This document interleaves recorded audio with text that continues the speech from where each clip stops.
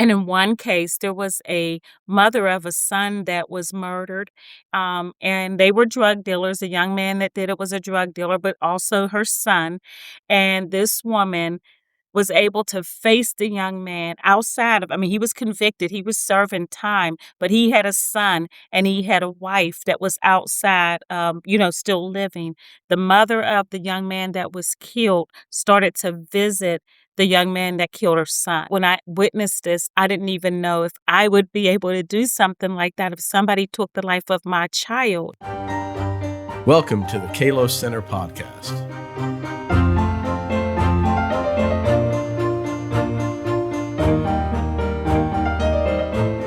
Welcome, everybody, to another episode of the Kalos Center podcast. Our guest today is Dr. Mildred Johnson.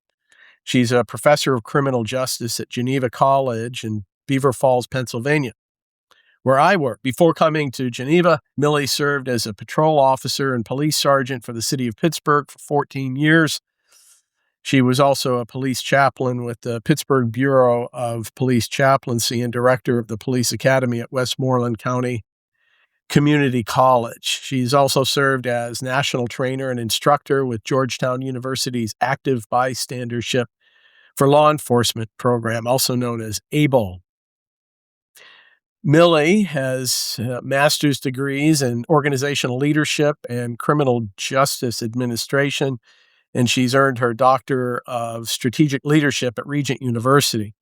She's the author of Introduction to Criminal Justice from a Christian Perspective, published by Kendall Hunt just this past year. Millie's husband has also had a career in law enforcement. He's a retired police detective, and together they have 3 children. So, Millie, welcome to the Kalos Center podcast. Thank you, Jim. I am very excited to be here with you this afternoon. So, being married to a detective has to have a psychological effect. I guess you really can't put anything past your husband, right? Well, he's actually still in law enforcement. Currently, he serves with the 171st Air Refueling Wing as a master sergeant with the Air Force. Looking forward to retirement probably in July. All right. Very good. A long, illustrious career. The two of you make quite the tandem as people in law enforcement. So, what inspired you to go into this line of work? Okay, so that's a really good question. So I was in corporate America before becoming a law enforcement officer, and I happened to be sitting at my desk one day, not bored, but just kind of feeling like God had something else for me. And I turned to look out the window, and this was in downtown Pittsburgh, and I saw police vehicles speeding past with lights and siren, and it just looked like such an exciting job. And I was like, wow, I wonder what it would be like to be in that vehicle, speeding up and down the city streets of Pittsburgh, but more so, what would it be like to help people and to make a difference? And after that particular day, probably a few weeks later, I happened to be sitting at that same desk, and I happened to be listening to what we then call, what our students and things call today, our young people, the radio, right? And there was an announcement that came on that basically said, the Pittsburgh police needs you, from out of like nowhere. So I took that as God's way of saying, let's get this moving, girl. And after that particular advertisement, I started on the journey to actually apply for the City of Pittsburgh Bureau of Police with no real belief that I would get the job, because about 5,000 people took the test the same day. But apparently God wanted me there. It wasn't a childhood dream. My childhood dream was basically to be a kindergarten teacher. So he kind of mixed it up completely for me. But that's sort of where my journey started. And once I got my foot in the door and I kind of got moving with the testing and going through the process, I became extremely excited, and I went full force into getting that it was a vocation and a calling and a ministry for me. So that's sort of how it happened for me. So you never looked back, never had any regrets. Not one. Those who work in law enforcement, I don't need to tell you, often see the darkest aspects of human nature, right? So, how does one avoid becoming cynical or jaded or just hardened by that? Well, to be honest with you, Jim, I experienced that. I experienced the hardening. I was on a very tragic and traumatic event that happened in a community where 5 kids died in a fire. And while there, I had no children of my own at the time. I was fairly new as an officer, but I had a lieutenant who saw me basically becoming very emotional and in tears. And he came up to me and he goes, a good police officer never cries. So you need to dry up those tears. And if you can't, maybe you're in the wrong profession. Of course, at that point, I started crying even more because he's yelling at me about it. But that did something to me. And for a few years, I actually stopped crying. I became very hardened, not against the people, but just when I went out to do my job, I had this totally different feeling about who I was because I was afraid to show any type of emotion because of what he actually said to me. That in turn led me to some dark days. I mean, because it's very hard to not become jaded and cynical, and that I saw that starting to happen. I was on the street as a patrol officer for about 8 years. So about 3 of those years is when I went through this cycle of just being hardened, not allowing anything to affect me, showing no emotion, just going through the motions at work. And God spoke to me. He basically removed me from that aspect of law enforcement, but I actually had to go through counseling and therapy to get through some of those very hard things. I saw a lot of things that I still think about even today, but I have a whole different outlook on some of those things today versus at that time. But it was very hard. What I will say is my relationship with Jesus Christ.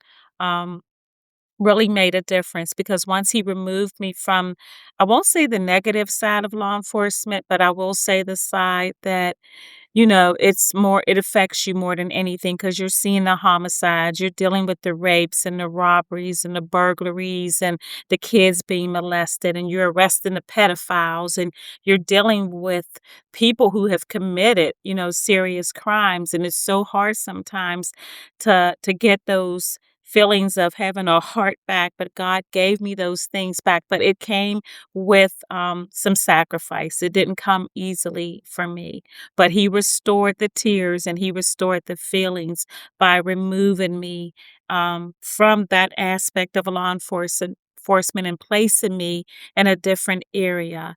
But it didn't come without me being hurt and without me being broken. And so those were some of the things that happened to help me to get back to where I needed to be as an individual and a woman of God. Wow, what a journey.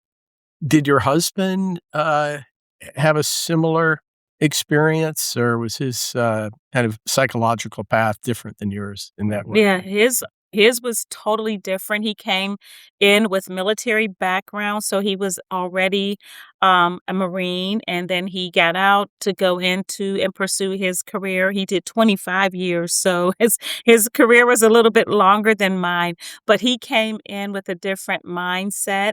I came in very naive, not ever being exposed. I was very protected. My dad was a pastor.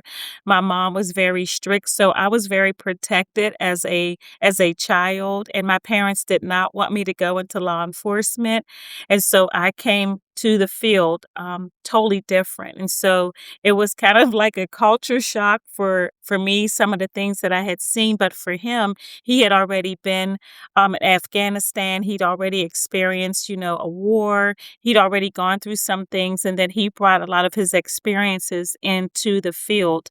And so it was probably a lot easier. I'm thankful that I had him there with me to walk through the journey, but his path was totally different. Well, throughout your career, presumably you've also seen some inspiring cases of redemption. Um, can you share a story or two, to illustrate that? Yeah, I can share my own story of redemption because something very traumatic happened to me. I was actually set on fire as a police officer, a young man, after a huge sporting event happened in the city of Pittsburgh. I was called, myself and my partner, we were called to a call to disperse a large crowd, and it was about 3 to 4,000 people, and they were in the streets, in the Bloomfield area of the city. Now, we didn't go into the call with we wanted people to celebrate. It's perfectly fine to celebrate, but you can't jump on vehicles and you can't stop vehicles in traffic. And so when we arrived on the specific call, the everybody from the crowd started jumping on top of our police vehicle, trying to turn over our patrol vehicle. So I jumped out, and when I jumped out of the vehicle, a young man had like a lighted tiki torch, and he tossed the tiki torch onto me. Um, at that time, I don't remember a whole lot about it. I believe I kind of went into shock, but I took off running. I didn't do the stop, drop, and roll. I took off running. Of course, I'm sure that looked quite funny seeing a police officer on fire running down Liberty Avenue, but that's exactly what happened. And a lot of the officers, my partner got on, he called for backup. So pretty much the whole precinct showed up. It turned into a really crazy time. At that time, I just remember them loading me into the, EMS, the medic vehicle, and, basically trying to wrap up. And the good thing is, Jim, God is still so good even in the midst of these things, is I had just taken off the jacket that they gave to us, which was a plastic jacket. If I had not taken that off, it probably would have stuck to my skin, and it would have been a lot worse. Um to get to the redemption side of things, when it went to court, the young man who set me on fire got no charges. He was not convicted and he was released. So there were no charges against this young man for what he did to me. When I heard the verdict, I screamed out in court, and the judge tried to hold me in contempt of court and told me that if I said anything else, now I'm screaming, I'm crying because I'm a public servant. I'm out there doing my job, thinking that the system would, take good care of me, but that's not how it happened. So I'm going to move fast forward because that caused me to be. And when I talked earlier about the sacrifice and the brokenness, this is where it all happened because I was still in law enforcement, but I became even more cynical and hardened after that situation. So now, yep, I am serving my community. I'm still doing my job. I never stop doing that because I know the word tells us that whatever we do it as unto the glory of God. But I was not a happy camper. And there was a lot of darkness in my heart against this young man who had done that. So years later, I was a chaplain. I had already became a chaplain, but I was doing some chaplaincy in the Allegheny County Jail with the chaplain's office. And I did it to help out a chaplain friend who asked me to do it. And I said, I'll do it for 6 months. And after that, I won't do it. We were doing a program where we helped people that were coming out of the system. So it was a restorative justice type of concept where we help people to reintegrate back into their communities. And guess who happened to be in jail when I got there? The young man that set me on fire. Not because of what he did for me, he got arrested for selling heroin. And so I had an opportunity. Now, when I first encountered him, I was not happy. He remembered me, and I certainly remembered him. And he made some moves to try to talk to me, and I said no. And I'm just going to be honest with you. I told him, you know what? I had wished you were dead. I said, for what you did to me, I had some really hard feelings. I have nothing to say to you, and I would prefer if you don't even look at me while I'm here. Now, mind you, I'm there representing Christ, so I'm sure Jesus was not very happy with my heart at the time.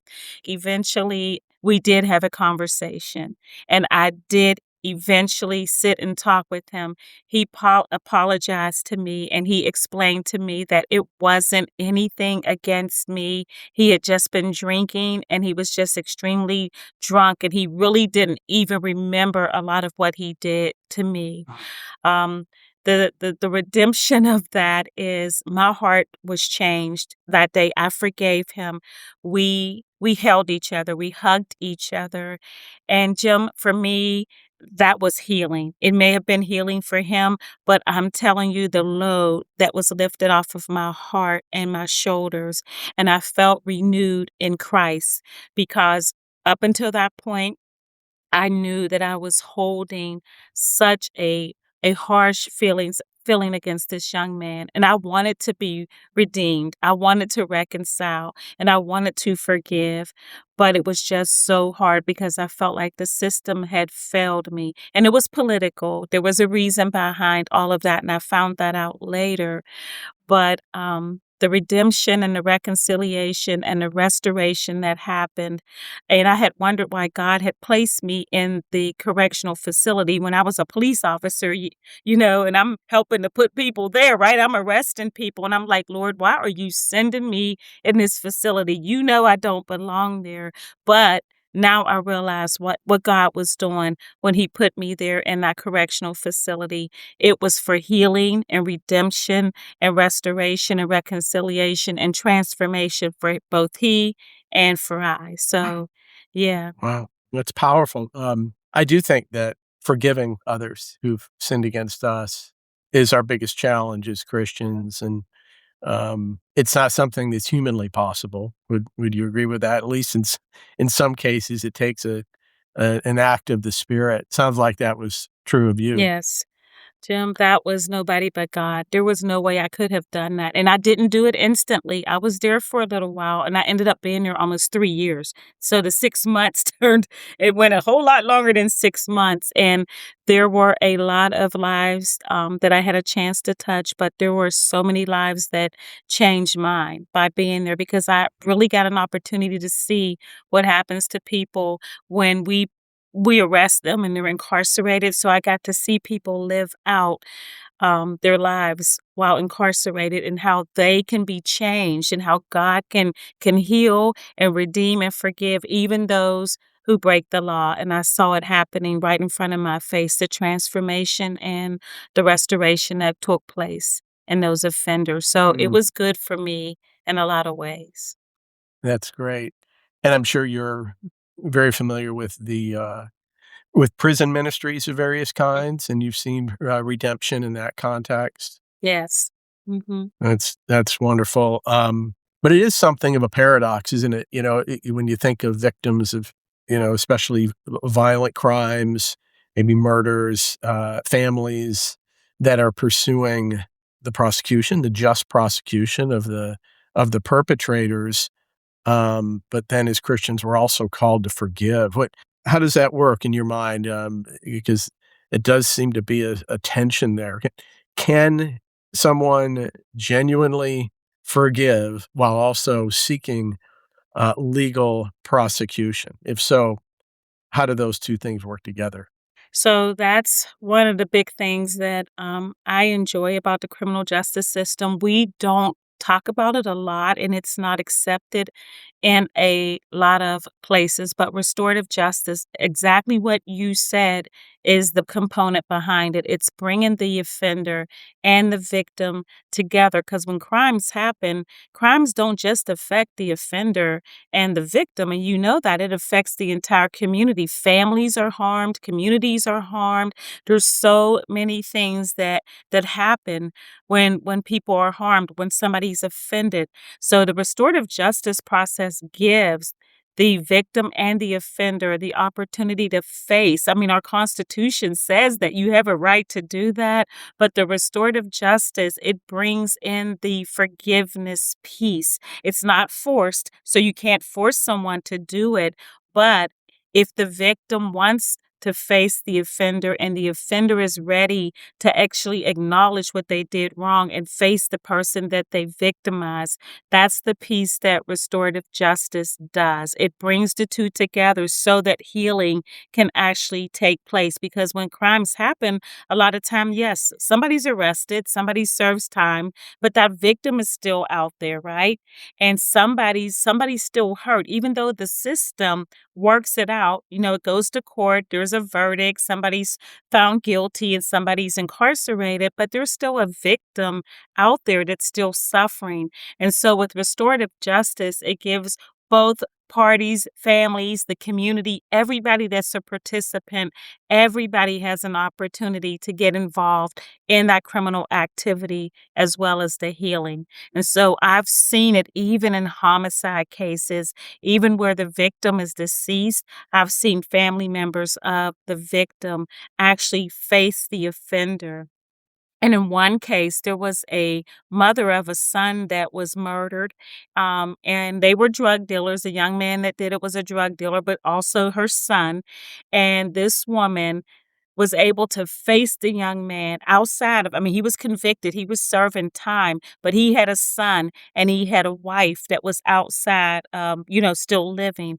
The mother of the young man that was killed started to visit the young man that killed her son, who murdered her son, while he was incarcerated. She basically took him on as being her own after losing her son to this gentleman, and then she took on his wife and his child and started to treat them as if they were her own family. That took a lot. That was not something that was easy to do. I don't even know, when I witnessed this, I didn't even know if I would be able to do something like that if somebody took the life of my child. But this woman who loved the Lord, and she said to this young man, because of who I am in Jesus Christ and because I love God, I have to forgive you. You hurt me. You took my son, my only son. That was her only son.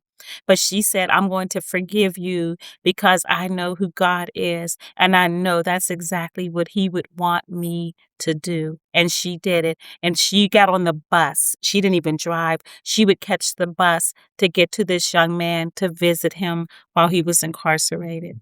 That is extraordinary. What a profound testimony, Yeah. to the power of the gospel, right? Yeah. So, as you know, attitudes towards law enforcement in the United States are deeply polarized. In your view, is there anything that can be done or what can be done to restore a proper confidence or trust in police, and other people that are working in law enforcement? So, one of the programs you mentioned earlier, the ABLE, the Active Bystandership in Law Enforcement, that program was instituted actually pretty much after the George Floyd incident had happened, where we saw the community come against the police, right?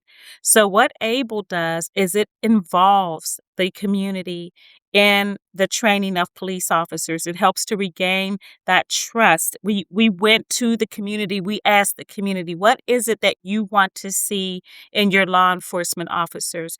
We have to come away from it's the us versus them. And now we have to look at the us and them. So that community policing side of law enforcement, where we work alongside the community, not against the community. They need to see us doing the work that we do. So many times in the media, we always see the negative side of law enforcement, but there are so many positive things that law enforcement officers do, but those stories don't get told. And so we need to make sure that those stories are being told.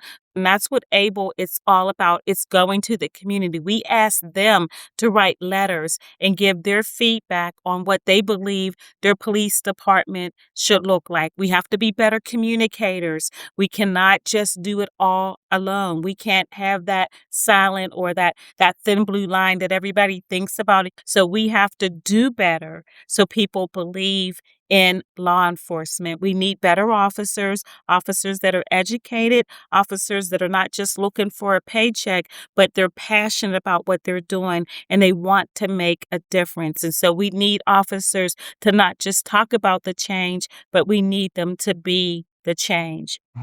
And that's kind of what I try to do with my students who are interested in law enforcement. I am definitely constantly telling them, you have to take Jesus into that negativity, into that dark world. You can't do it without him, but we need Jesus. We need police officers who love the Lord and who are willing to serve him as they serve their communities and they serve man and humankind. If they can't take Jesus into it, and if they don't have the right mindset and they're not passionate about what they're doing, then it's probably not the field for them because people wanna know that you care, right? They don't care how much you know, they wanna know how much you care, and we need police officers that care. It's not just about a six-figure paycheck because you know what? You are a moving target every single time. It's not about the money. It's about what you do for the Lord and how you want to serve the people who definitely trusted you and said yes to you when you took that oath to say that you would protect and serve. So one of the reasons that many Americans take a negative view of law enforcement is because of apparent racial profiling, racial disparities when it comes to incarceration rates. How has your experience in law enforcement affected your take on those issues? Well, Jim, I couldn't lie to you. I wouldn't even be honest if I tell you that pretty much probably all officers profile. Now, I'm not saying it's right. But we do it. We see specific things that stand out that in your heart and mind, because you've addressed it and dealt with it so many times, immediately you look at, okay, selling drugs, gang member, criminal element. There are specific things that, because you do the job and you've dealt with in the past, you're going to point it out. That's a side of what you do. It doesn't make it right. But I had to learn that, even though um we all do it. I had to learn that everybody's an individual, and I have no right to prejudge anybody or bring any biases into this field, right? Because when I took the oath to protect and serve, it didn't matter the skin color, the gender, the religion, the ethnicity, none of those things matter. I'm a police officer. My badge said Pittsburgh Police. That meant everybody within the city of Pittsburgh, right? And so I had to stop and think about, you know what? What if I was that individual? Would I want somebody to pull me over because I'm driving a specific vehicle or I'm dressed a specific way? I want to treat people the way that I want my family members to be treated and the way that I wanted to be treated. So I had to remove those things and I had to talk to people and address people based on who they were. Now, was I correct in some of the criminal activity? Absolutely. Some of the ones that I addressed, they were the criminal element, but I needed to find that out the right way. And I found out that it made things a lot easier for me when I looked at people for who God created them to be. And they deserve to be treated with dignity, integrity, and respect, just the exact same way that I wanted to be treated as well. Mm. Yeah, my next question was going to be, what is it that distinguishes a Christian perspective on criminal justice? Your book is called Introduction to Criminal Justice from a Christian Perspective, which, by the way, seems to be unique. I can't locate I've been unable to locate any other book out there that's like that. That is sorely needed, obviously. So it fills a major hole there. Yeah, so what is a Christian perspective on criminal justice? You were just talking about the golden rule, Mhm. which it's the core of a Christian ethic when you think about it. I mean, Jesus, when he's asked to sum it all up, love your God with all your heart, mind, and soul, and love your neighbors yourself. And the way he puts it is, you treat others as you would want to be treated. And that's as essential to police work, I would think, is any other line of work, maybe even more so. And so it's great that you mentioned that you highlight that. You've talked about forgiveness and restoration. Justice, obviously, it's a fundamental biblical value and principle. What are some other features of a distinctively Christian approach to criminal justice? So for me, Jim, when I think about it, it was Jesus was the greatest servant. And when you take that oath, your oath, when you raise your right hand, you are saying, I take the oath to protect and serve. And who was Jesus? He was the greatest servant of all. He said, I didn't come to be served. I came to serve. And so when I look at criminal justice from a Christian perspective, I look at the model of who Jesus Christ was. Did he get angry? Oh, yeah, there were times that he got angry, but did he forgive people even to the magnitude of when they hung him on the cross, right? When they crucified him? I am nowhere near who Jesus is, but I strive to be more like him. And as they did those things to him, he didn't seek retaliation, he didn't seek revenge. He continued to hang on that cross and die for the sins of man, for you, for me, for all of us. And so when I think about what Christ did for me, right, and all that he went through for me, a little old wretch like me, right? I was that important to him that he gave his life for me. So why can't I get out there and serve the people and not be retaliatory, but serve as Christ served, right? No retaliation. I told you I had hard feelings, but I had to let those things go. If I wanted to model who Christ is in our criminal justice system, then that meant for me that I had to have a forgiving heart. Did I see some things that were really, really hard and I struggled with? Absolutely. I saw people die. I saw people take their last breaths. I saw children be molested. I saw all types of homicides happening. I walked through a journey with many rape victims, but I definitely had to look at it from who Christ is. You know, who was he in my life? Who is he in my life? And how do I bring him into all the terrible things that, that happen to people? Because sometimes we are the only Bible that people have the opportunity to read. And I don't want to be that one when I face Jesus and he says to me, well, you had an opportunity to model me and to show people who I am, and you didn't do what you were supposed to do.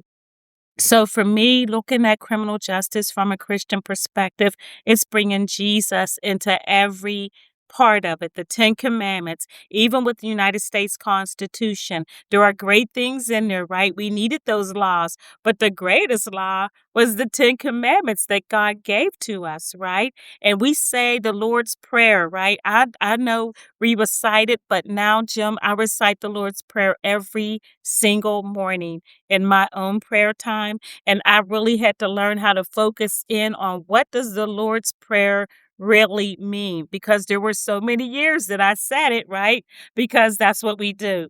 But what does it really mean to forgive those who come against us, right?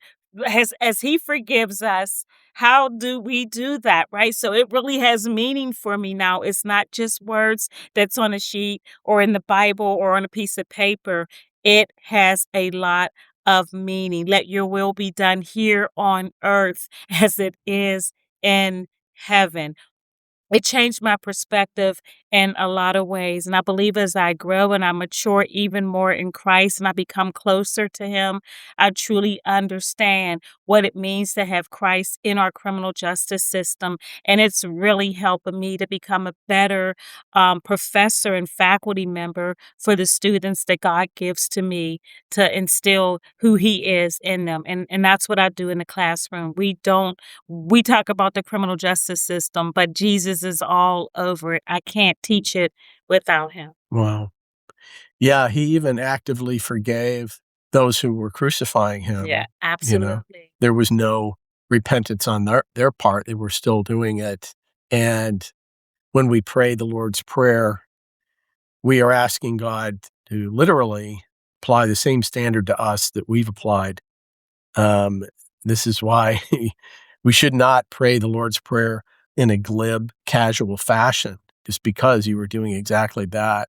So we need to be vigilant in our forgiving. And even if it takes time, you mentioned that in the case of the person that burned you, that took time. It could take, months or longer. But I think that if you're actively pursuing that, and even though those feelings of resentment and grudge can well up again, just to repent whenever that happens, because it can be a process. But if we're really resolved to pursue that, I think then God, his spirit, he has mercy on us and enables us to do that. There's a story that Corrie ten Boom tells in one of her books. She was a victim of the Holocaust and lost her sister.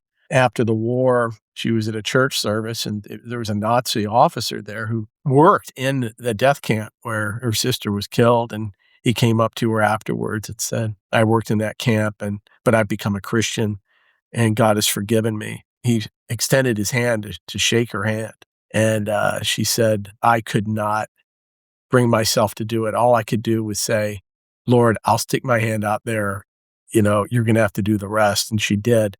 And she said, as soon as they clasped hands, she just had this feeling of intense love for the man and compassion. And it was genuine forgiveness that she experienced. She said, I forgive you with all my heart. And it was real. So I think it's one of those things, and this is true in a lot of aspects of the Christian life, right? Even if we can just give a mustard seed worth Amen. of effort to obey, his spirit, his spirit lives in us, right? And, and he can be strong where we are weak. So most of our listeners don't work in law enforcement. I'm sure some do and can really resonate with what you've been saying, but we're all deeply impacted by it. Whether or not we find ourselves victims of some criminality, a lot of us have been, or you get pulled over for a speeding ticket, or you get a citation, or maybe a good friend gets victimized or is an offender. Whether or not any of those things happen, we're all protected by police and other people in law enforcement, and it's critical for an ordered society. What can the ordinary person, layperson, do to support law enforcement systems and personnel? Trust in us because we need that. We need the community. We need Christians, especially Christians, to trust us and call us on the things that we do wrong. And most of all, pray. Pray for your men and women in law enforcement. We need prayer. Not every person that is hired to be a law enforcement officer should actually have that badge of honor. And we know that. Not everybody that's hired should be hired. If you see something happen, be open to talking with us and call us on the carpet, but do it in a rightful way. So many times we see protests, right? People protest, and everybody has the right to protest, and no police officer can stop that. There's nothing against it. But don't come against us with violence. Come against us with prayer. Go to your Congress people. Go to the people that create the laws. We're the executors of those laws. So speak to the people that have the power to change and make the changes that law enforcement officers need. We need your respect. We want to respect you. We should respect as well, but we need the community to respect us. The very first professional law enforcement entity came in London with Sir Robert Peel. He didn't name us police officers. He named us peace officers because that's exactly what he wanted police officers to be. So we need peace. We need prayer. We need persistence, and we need peace. Good. Yep. Prayer is something we can all do, praying for all those things you mentioned, as well as wisdom. The Apostle Paul and Peter both remind us of, and that is that all the governing authorities have been placed in their positions by God. For that reason, we need to pray for our rulers and others in authority, all three branches of government, right? We're talking about executive branch, but also legislators who make the laws that then you in law enforcement are called to enforce, whether or not you believe in those laws, right? I'm Right. sure there are certain elements of American law you disagree with. We all do on certain points, but you're in a position where, like it or not, I've got to enforce this. It's the law, but we do need to be praying for leaders in all three branches of government.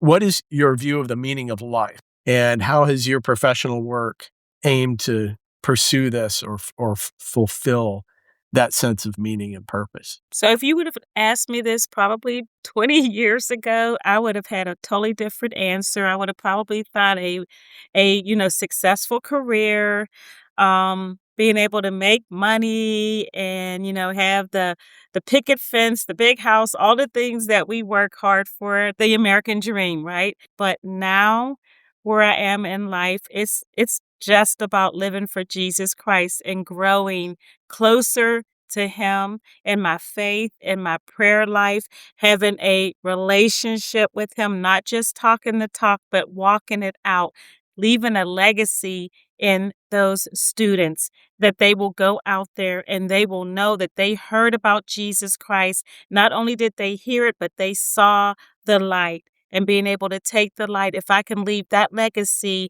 when I'm not here anymore, and students will say, I remember when Dr. Johnson said this about Christ, or whenever she told us this. So for me right now, life is about living for Christ. Am I going to mess up? Absolutely. And I would never, ever say that I don't, but I know that he's a forgiving God. And I know that 1 John 1:9 belongs to me. And if I confess it, he will forgive it and cleanse me of all unrighteousness. So right now, it's about modeling Jesus Christ in everything I do. Wow, that's great. Well, you're doing it, Millie. So thank you. Thank It's you. inspiring. Keep up the good work.